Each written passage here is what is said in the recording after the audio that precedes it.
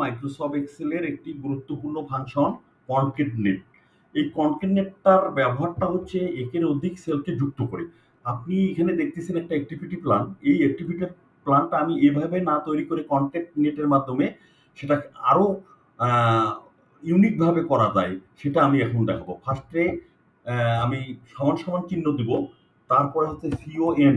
দেখেন সিওএন লিখলে কনকেটনেটের কাছাকাছি সবগুলো চলে আসছে। তো আমি এখানে বেছে নিব কনকেটনেট।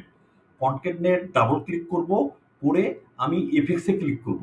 এফেক্টসে ক্লিক করলে ফাংশন আর্গুমেন্ট নামে একটা উইন্ডো ওয়াক আসবে। সেখানে আমি কি করব, আমার হচ্ছে টার্গেট হচ্ছে ফার্স্টে আমি ডেট, আমি হেডারটা আগে বানাচ্ছি।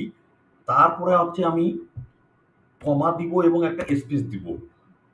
তারপরেরটা হচ্ছে আমি ওয়ার্ক প্লেস। ওয়ার্ক প্লেস নেওয়ার পরে আমি এখানে আবার পরের সেলে যাব, কমা দিব এবং একটা স্পেস দিব। তারপরে ফাইনালি আমার হচ্ছে পার্টিকুলার এবং পারপাস, এটা দিয়ে ওকে দিব। এখন দেখেন আপনার এটা হয়ে গেছে। ডেটের পরে একটা কমা দিয়ে স্পেস আছে, ওয়ার্ক প্লেসের পরে একটা কমা দিয়ে স্পেস আছে। এখন আমি এইটা কন্ট্রোল সি ধরে আমি লাস্ট পর্যন্ত যেটুকু 15 দিনের অ্যাক্টিভিটি আছে সেটাকে আমি পেস্ট করে দিলাম। এখন দেখেন যেহেতু হেডারটা বোল্ড আছে, আমি এটাকে এইটুক সিলেক্ট করে বোল্ডটাকে উঠাই দেবো। অ্যাক্টিভিটি প্ল্যানকে আমি বোল্ড উঠাই দিলাম, লেফট অ্যালাইনমেন্ট করলাম। হ্যাঁ, দেখেন আপনাদের এখন অ্যাক্টিভিটি প্ল্যানটা এইভাবেও হয়ে গেছে।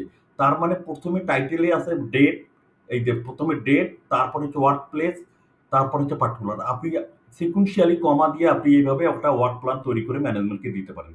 এইটাই ছিল আজকে কন্টেন্ট নেটের ব্যবহার। ধন্যবাদ। আমার টিউটোরিয়ালটি আজকে যদি ভালো লাগে থাকে তাহলে সাবস্ক্রাইব, লাইক, শেয়ার করবেন।